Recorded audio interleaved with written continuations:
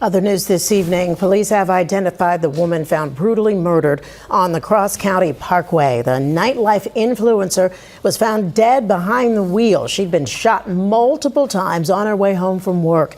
Now police are searching for whoever pulled the trigger, and they're trying to figure out why. Eyewitness News reporter Anthony Carlo is live in Inwood with more. Anthony?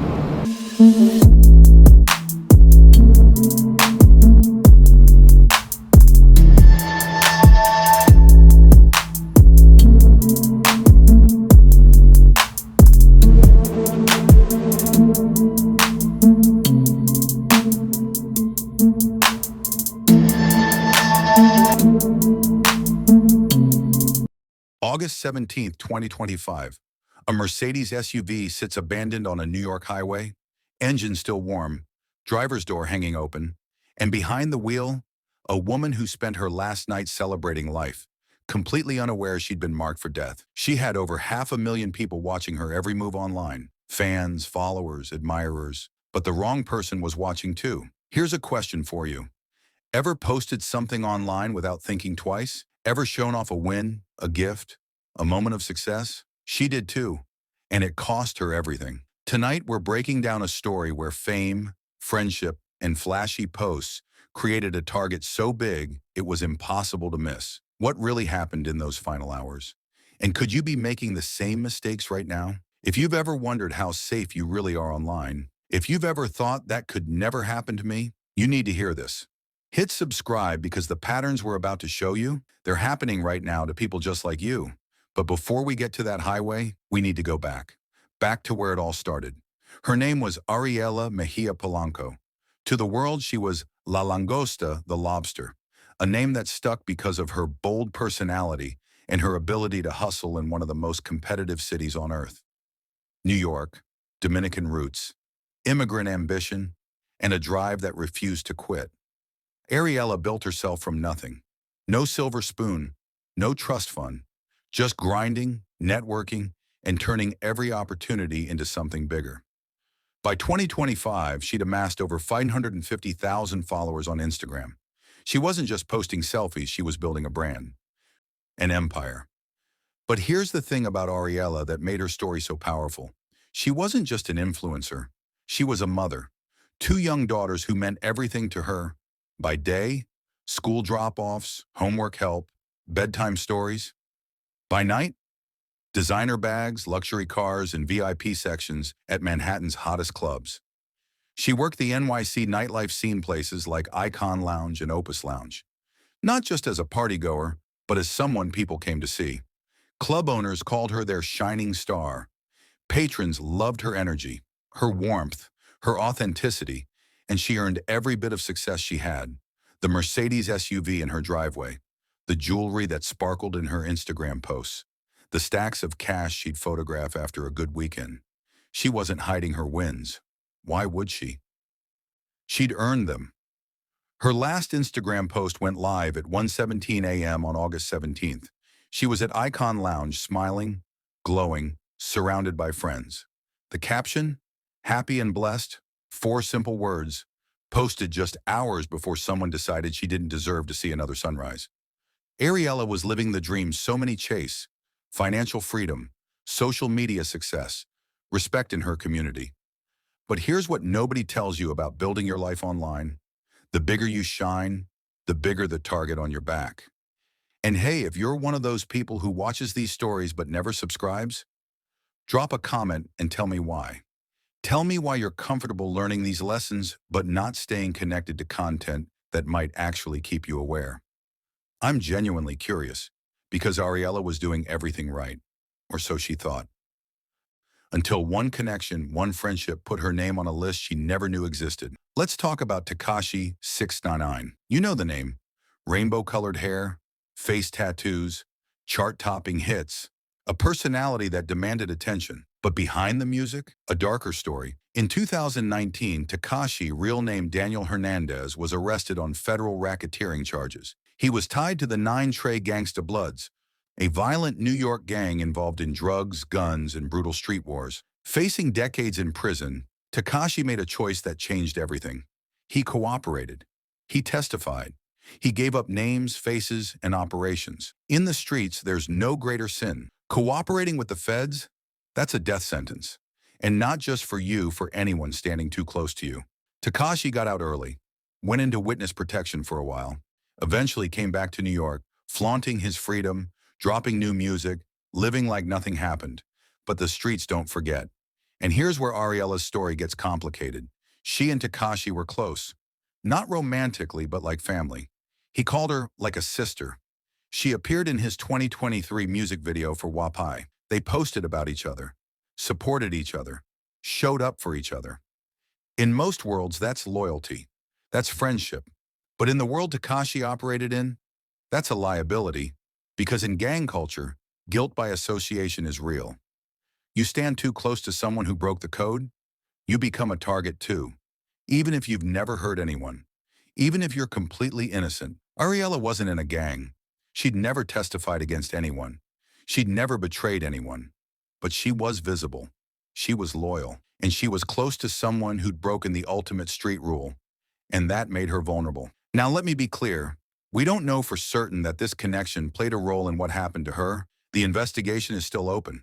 But when police found her body, when they saw the execution-style nature of the crime, when they called in the FBI's Safe Streets Task Force, a unit that specifically handles gang-related violence, they knew this wasn't random.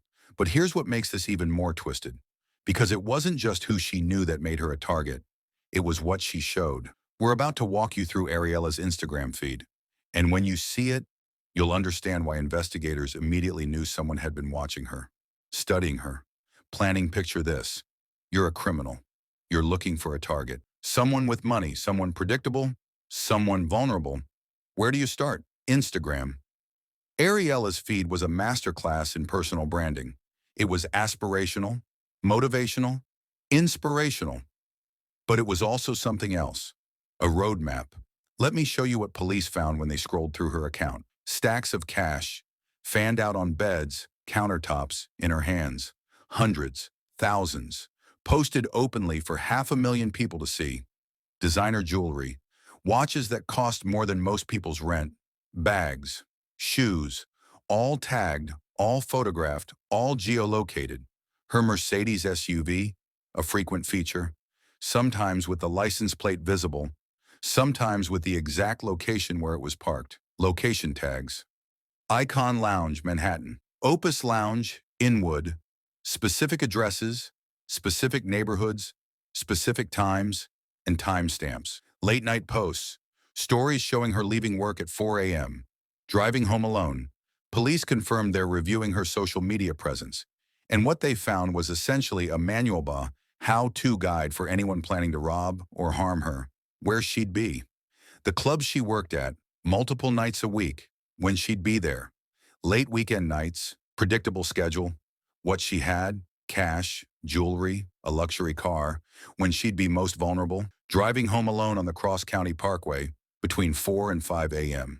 Let me ask you something. Pause for a second. Think about your own posts, your stories, your check-ins. Are you broadcasting your patterns, your valuables, your routine? If someone wanted to find you, could they?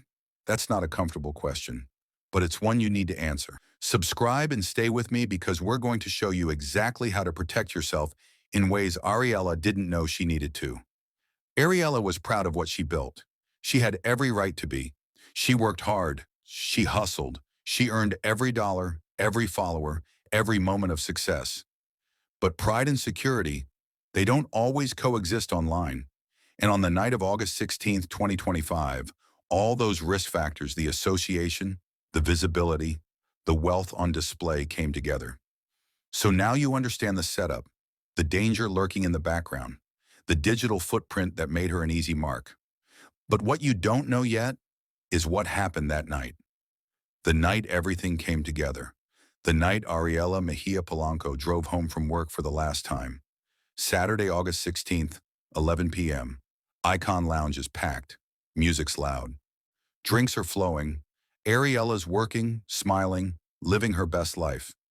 By 1:17 a.m., she posts to Instagram, happy and blessed.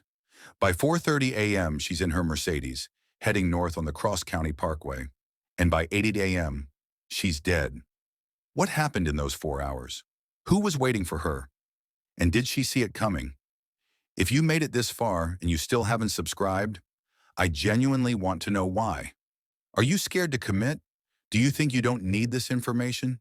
Do you believe it won't happen to me? Because here's the thing, Ariella probably thought that too. So go ahead. Comment below. Tell me why you're watching but not subscribing. Tell me why you're willing to learn but not willing to stay connected to the content that might save your life one day. Welcome to Unseen True Crime Stories, where the darkest secrets and untold cases come to light. Consider subscribing and tapping the notification bell. That way, you won't miss our next true crime story. She was targeted. This was planned. And the people who did it are still out there. This is where we stop talking about the victim and start hunting the predator. This is where we examine motives, suspects, and evidence. This is where we dig into the dark underbelly of what really happened. Buckle up, because some of what you're about to hear, it's going to make you angry. Let's start with the most obvious motive: money. Ariella wasn't shy about her wealth. Her Instagram was a showcase. Stacks of cash, designer everything. A Mercedes SUV that probably cost more than most people make in a year. To her followers, it was aspirational, proof that hard work pays off, motivation to keep grinding. But to the wrong person, it was a menu. Police confirmed they're examining whether Ariella was targeted for financial reasons. Robbery, extortion, debt collection. Someone or a group of someone sees Ariella's posts. They do the math. She's working late nights in Manhattan, handling cash at high-end clubs. She's wearing jewelry worth thousands. She's driving a luxury vehicle. And most importantly, she's predictable. They know where she works. They know what time she leaves. They know the route she takes home. They know she's alone. So they make a plan. Follow her from the club. Wait until she's on the parkway, isolated, vulnerable. Pull up alongside her. Demand the cash and jewelry. Maybe she resists. Maybe she tries to drive away. Shots are fired. She's killed. Set up an ambush. They're already waiting on the cross-county parkway because they've studied her pattern. They know she'll be there between 4:30 and 5 a.m. They block her in, approach the vehicle, execute the robbery. It escalates. She's killed. Either way, the motive is simple. Take what she has. But here's where this theory hits a snag. Police confirmed that Ariella's belongings were still in the car. Her phone, her purse, her jewelry. If this was a robbery, why didn't they take anything? Two possible explanations. The robbery went wrong so fast, maybe she fought back. Maybe someone saw something that the perpetrators fled before they could grab the valuables. The robbery was never the point. The murder was the message. Maybe Ariella owed money. Maybe she was involved in something she couldn't get out of. Maybe this was a hit designed to look like a robbery gone wrong. But the real goal was always elimination. Professional killers know how to stage scenes. They know how to create false narratives. Leave the valuables to make it look impulsive. Make it look like panic. But the precision of the shooting, that tells a different story. Multiple gunshots while she was driving. In a location chosen for minimal witnesses, that's not panic. That's planning. So is the financial motive valid? Absolutely. Ariella's wealth made her a target. But was wealth the only reason? Or was it just part of a bigger, darker picture? Ariella and Tekashi were close, like family. And Tekashi is one of the most hated men in the streets because he cooperated with federal authorities against the 9 Trey Gangsta Bloods. In gang culture, that's the ultimate betrayal. And the punishment isn't just for the cooperator, it's for everyone around them. Ariella wasn't killed for her money. She was killed to hurt Tekashi. In the world of organized crime, targeting someone's loved ones is psychological warfare. It's a message that says, you took from us, so we'll take from you. You testified, so we'll make you suffer. And what better way to hurt someone than to take away someone they care about? Ariella was visible. She was public about her friendship with Tekashi. She appeared in his music video. She posted photos with him. She defended him when others wouldn't. That loyalty, that visibility. In gang dynamics, it makes you complicit. It makes you fair game. And here's the thing. The FBI's involvement strongly suggests this angle is being investigated. The Safe Streets Task Force doesn't get called in for random highway shootings. They get called in when there's evidence of gang conspiracy, organized violence, interstate criminal operations. Their presence in this case tells us that federal investigators believe this murder is connected to something bigger than Ariella herself. So let's follow this theory to its logical, someone connected to the 9 Trey Gangsta Bloods, or another gang with a grudge against Tekashi decides to send a message. They can't get to him directly. He's protected. He's careful. He's got security. But Ariella, she's out there. She's accessible. She's got a routine. They watch her. They learn her patterns. They wait for the perfect moment late at night, alone on a highway, and they execute the hit. Not for money, not for personal beef, but to prove a point. Nobody walks away clean. Not even your friends. Is this theory airtight? No. Takashi has plenty of enemies, but proving a direct connection between them and Ariella's murder? That requires evidence. Phone records, surveillance, testimony, and so far, publicly at least, that evidence hasn't surfaced. But absence of public evidence doesn't mean absence of investigation. The FBI doesn't show up for nothing. They know something, and they're building a case. The question is, will it lead to an arrest before the trail goes cold? Here's the theory nobody wants to talk about, but we have to. What if it was personal? What if this wasn't about money or gangs? What if this was about someone who knew Ariella personally and wanted her gone? The nightlife industry is glamorous from the outside, but inside, it's competitive, it's messy, it's full of egos, jealousy, and drama. People fight over sections, over clientele, over money, over respect. Ariella was successful. She was popular. She was making more money than a lot of people in that world, and success breeds envy. Maybe Ariella had a conflict with someone at one of the clubs, a coworker, a manager, someone who felt threatened by her success, someone who felt she was taking what was theirs. Maybe there were arguments behind the scenes. Maybe there were threats. Maybe someone decided the only way to remove the competition was permanently. Relationships in the nightlife world are complicated. Ariella was a single mother. She dated. She had a personal life outside of work. Maybe there was a jealous ex. Maybe there was someone who felt rejected. Maybe there was a love triangle that turned deadly. We don't have confirmed details about Ariella's romantic life, and honestly, that's private and should remain that way unless it's directly relevant to the case. But police have said they're examining all of her relationships. That means they're looking at everyone who was close to her, both professionally and personally. This is darker. What if Ariella was involved in something she couldn't talk about publicly? What if she owed money to the wrong people? What if she witnessed something she shouldn't have? The nightlife industry intersects with a lot of gray areas. Cash businesses, informal arrangements, people who operate outside the law. If Ariella got caught up in something even unintentionally and couldn't get out, that could explain a targeted hit that looks professional but isn't gang-related. Here's why this theory matters. It's the hardest to investigate. Gang hits leave patterns. Financial crimes leave trails. But personal vendettas, those can be invisible until someone talks. And so far, nobody's talking. Yeah, Sandra, there's quite a memorial outside of Opus Lounge here where Ariella Mejia Polanco worked for several years. A woman just walked up and lit a candle, tells us that she worked alongside her, and she describes Ariella as always being happy. Well, it's the exact opposite now that the nightlife community is feeling. And even though police say this killing was likely targeted, well, those who worked alongside Ariella are now in fear until this killer is caught. There's no small way to say goodbye to someone who was larger than nightlife. Her name spelled out across a floral heart, a big portrait on West 202nd Street, right next to Opus Lounge, one of the spots she worked at. There's only one way people describe Ariella Mejia Polanco. She's beautiful. She was beautiful. Beautiful.